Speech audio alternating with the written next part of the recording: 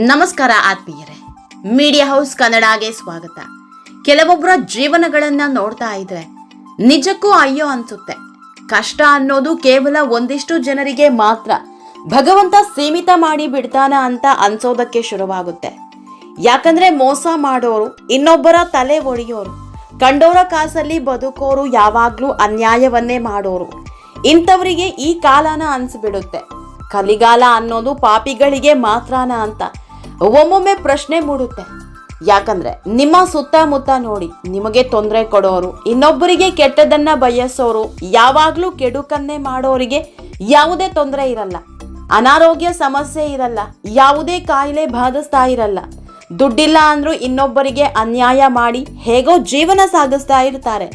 ಅದೇ ನಾವುಗಳು ಇನ್ನೊಬ್ಬರ ತಂಟೆಗೆ ಹೋಗದೆ, ಇನ್ನೊಬ್ಬರಿಗೆ ಕೆಡುಕು ಬಯಸದೆ, ನಾವಾಯ್ತು ನಮ್ಮ ಬದುಕಾಯ್ತು ಅಂತಿದ್ರೆ ಒಂದಲ್ಲ ಒಂದು ಸಮಸ್ಯೆ ರೆಡಿ ಇರುತ್ತೆ. ಒಂದು ಸಮಸ್ಯೆ ಮುಗೀತು ಅಂತಿದ್ದಂತೆ ಇನ್ನೊಂದು ಸಮಸ್ಯೆ ಕ್ಯೂನಲ್ಲಿ ನಿಂತಿರುತ್ತೆ. ಇದನ್ನ ನೀವು ಕೂಡ ಅಬ್ಸರ್ವ್ ಮಾಡಿರ್ತೀರ.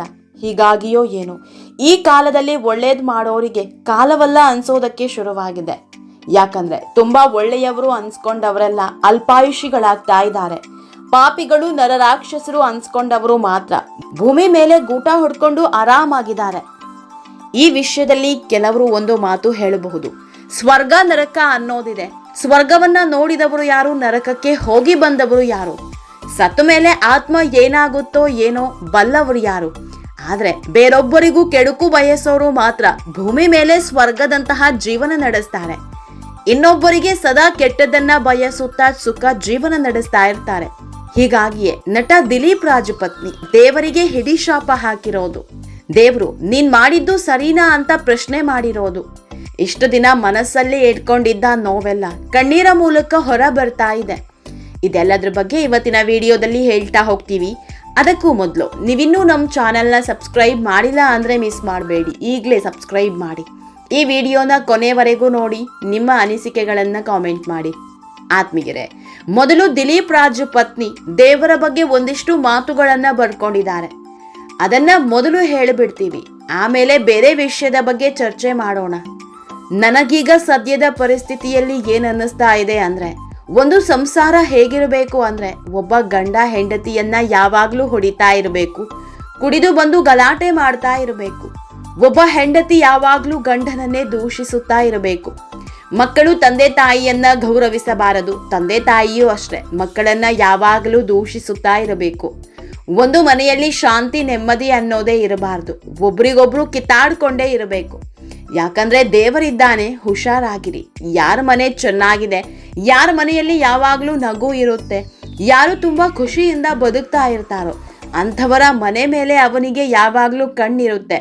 ದೇವರಿದ್ದಾನೆ, ಹುಷಾರಾಗಿರಿ ಅಂತ ನೋವಿನ ಪೋಸ್ಟ್ ಮಾಡಿದ್ದಾರೆ. ಆತ್ಮೀಯರೇ, ದಿಲೀಪ್ ರಾಜಪತ್ನಿಯ ಪೋಸ್ಟ್ ನೋಡಿದಾಗ ಇದು ನಿಜ ಅಲ್ವಾ ಅನ್ಸೋದಕ್ಕೆ ಶುರುವಾಗಿದೆ. ಯಾಕಂದ್ರೆ ನೋವು ಅನ್ನೋದು, ಕಣ್ಣೀರು ಅನ್ನೋದು ತುಂಬಾ ಒಳ್ಳೆಯವರಿಗೆ ಜಾಸ್ತಿ. ಯಾಕಂದ್ರೆ ತುಂಬಾ ಒಳ್ಳೆಯದನ್ನ ಮಾಡಿದ್ರೆ, ಇನ್ನೊಬ್ಬರ ತಂಟೆಗೆ ಹೋಗದಂತೆ ಬದುಕ್ತಾ ಇದ್ರೆ, ಸದಾ ಬೇರೆಯವರಿಗೆ ಒಳಿತನ್ನ ಬಯಸ್ತಾ ಇದ್ರೆ ಇಲ್ಲಿ ಇವರೇ ದೇವರಾಗಿ ಬಿಡ್ತಾರೋ ಅನ್ಸುತ್ತೋ ಏನೋ. ಒಳ್ಳೆಯವರು ಅನ್ಸ್ಕೊಂಡವರು ತುಂಬಾ ದಿನ ಬದುಕಿದ್ದೇ ಇಲ್ಲ. ಹಾಗೆ ನೋಡಿದ್ರೆ ಪುನೀತ್ ರಾಜ್ಕುಮಾರ್ 100 ವರ್ಷ ಬದುಕಬೇಕಿತ್ತು. ಜನರ ಆಶೀರ್ವಾದವೇ ಸಾಕಿತ್ತು ಅವರ ಆಯಸ್ಸನ್ನ ಡಬಲ್ ಮಾಡೋದಿಕ್ಕೆ. ಯಾಕಂದ್ರೆ ಅವರು ಮಾಡಿದ ಪರೋಪಕಾರ ಕೆಲಸಗಳು ಹಾಗಿದ್ವು. ಅವರು ಮಾಡಿದ ಸಹಾಯ ಒಬ್ರಿಗ ಇಬ್ರಿಗ ದೇವರ ಸ್ಥಾನದಲ್ಲಿ ನಿಂತು ಅದೆಷ್ಟೋ ಮಂದಿಗೆ ಆಸರೆಯಾಗಿದ್ರು. ಆದ್ರೆ ಆ ದೇವರು ಅನ್ಸ್ಕೊಂಡವ ಮಾತ್ರ ಇವರನ್ನೇ ಕರ್ಕೊಂಡು ಹೋಗಿ ಬಿಟ್ಟ. ಭೂಮಿ ಮೇಲೆ ಒಳಿತು ಮಾಡಿದ್ದು ಸಾಕು ಅನ್ನಿಸ್ತೋ ಏನೋ. ಇದೇ ಕಾರಣಕ್ಕೆ ದಿಲೀಪ್ ರಾಜಪತ್ನಿ ದೇವರಿಗೆ ಶಾಪ ಹಾಕಿದ್ದು. ನಿಜ ಹೇಳಬೇಕು ಅಂದ್ರೆ, ಗಂಡ ಹೆಂಡತಿ ಜಗಳ ಮಾಡ್ಕೊಂಡು ದಿನ ಕಿತ್ತಾಡ್ಕೊಂಡು ಒಂದೇ ಒಂದು ದಿನ ಹೆಂಡತಿ ಮಕ್ಕಳನ್ನ ಚೆನ್ನಾಗಿ ನೋಡ್ಕೊಳ್ಳದೆ, ಮಕ್ಕಳ ಬಗ್ಗೆ ಚಿಂತೆಯನ್ನೇ ಮಾಡದಿರೋ ವ್ಯಕ್ತಿಗಳೇ ಬದುಕ್ತಿರ್ತಾರೆ. ಅವ್ರಿಗೇನೂ ಆಗಲ್ಲ, ಯಾವ ಸಮಸ್ಯೆಯೂ ಬರಲ್ಲ. ಅದೇ ನೆಮ್ಮದಿಯ ಗೂಡು ಕಟ್ಕೊಂಡವರ ಪಾಲಿಗೆ ಭಗವಂತನೇ ವಿಲನ್ ಆಗಿ ಬಿಡ್ತಾನೆ.